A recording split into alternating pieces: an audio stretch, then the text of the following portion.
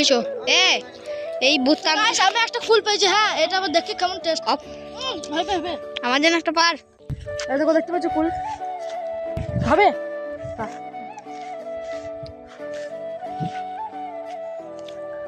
পালাই পালাই পালাই, কি সুন্দর হয়েছে দেখ এটা। তো গাছ আমরা এখন বসে আছি, ঠিক আছে, নিমের গাছের ওপরে। দেখবে এখানে খানিক মজা করে যাব, তারপরে যাব বাড়ি। যাও পালাই। আর এটা হচ্ছে আমাদের বাঁশের ঝড়। এটা আমাদের নিজের বাঁশের ঝড়। প্রথমে একটা বাঁশ লাগাইছিলাম, ছোটো বড় একটা বাঁশ লাগাইছিলাম, আমার দাদু লাগাইছিল। দিয়ে কয়েক মাস পর দেখছি এরকম ঝাঁক হয়ে গেছে। কয়েক মাস পর না, 4-5 মাস পর এরকম ঝাঁক হয়েছে। দিয়ে তখন থেকে এটা হচ্ছে আমাদের বাঁশ ঝাড় হয়ে গেছে। এবার কত বড় বড় বাঁশ হচ্ছে দেখো। গরমকাল। আর এইদিকে তো বাঁশ নেমে পড়েছে। আমরা যখন বাঁশ কেটে ডাঙা নিয়ে ছিপ করতাম, মানে মাছ ধরতে যেতাম, ওই কেলেনে মাছ ধরতে যেতাম। তোমাদেরকে দেখাইছিলাম একটা ভিডিওতে।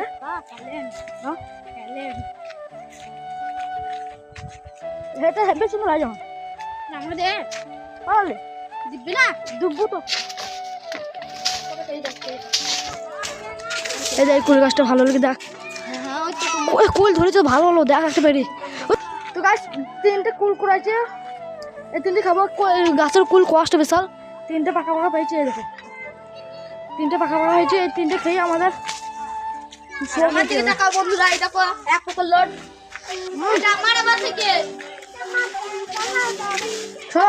আমি স্কুলে চলে এসেছি। দেখো স্কুল চলছে এখন, ঠিক আছে।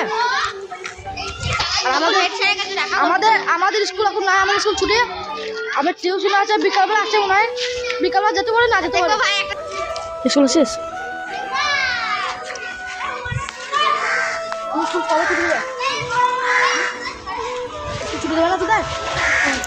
স্কুল কি হবে? চাকরি করবি? চাকরি করি।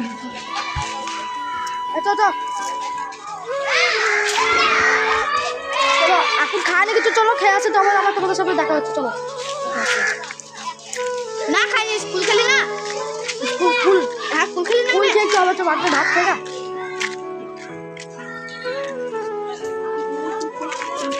আরেকটা প্রশ্ন করছি, কোন ফুল খাওয়া হয় না? জানলে কমেন্টে বলবে। হ্যাঁ, তোমাদের যে পর্যন্ত বললো যে এই ছেলেটা কোন কুল খাওয়া হয় না, বল দেবো আমি। কোন কুল খাওয়া হয় না আমি বল দেবো, কমেন্টে বল দাও। আমি বল দেবো না, তুমি তো বললে হয়ে গেলে। চলে গেলো বাড়ি। আমি ওখান খেতে গেলো, আমি চলে এসেছি খেতে, ঠিক আছে। আবার তোমাদের সামনে খেয়ে দেখা যাচ্ছে। তোমাদের কাছে প্রশ্নটা কিন্তু উত্তর দেবে, ঠিক আছে।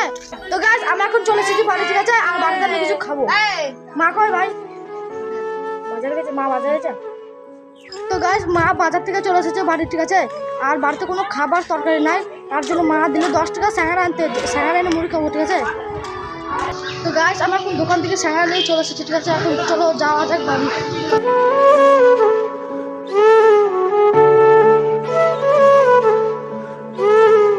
তো গাছ ওইখান থেকে দৌড়ে চলে এলাম, জানো ওখানে কয়েকটা আমার বন্ধু আছে, আমার হাতে দেখলে পরে সব এনে নিয়ে খেয়ে দিবে। তারপর আমি বাড়ি এসে মুড়ি স্যাঙ্গারা আর হালকা তেল নিয়ে খেতে লাগলাম।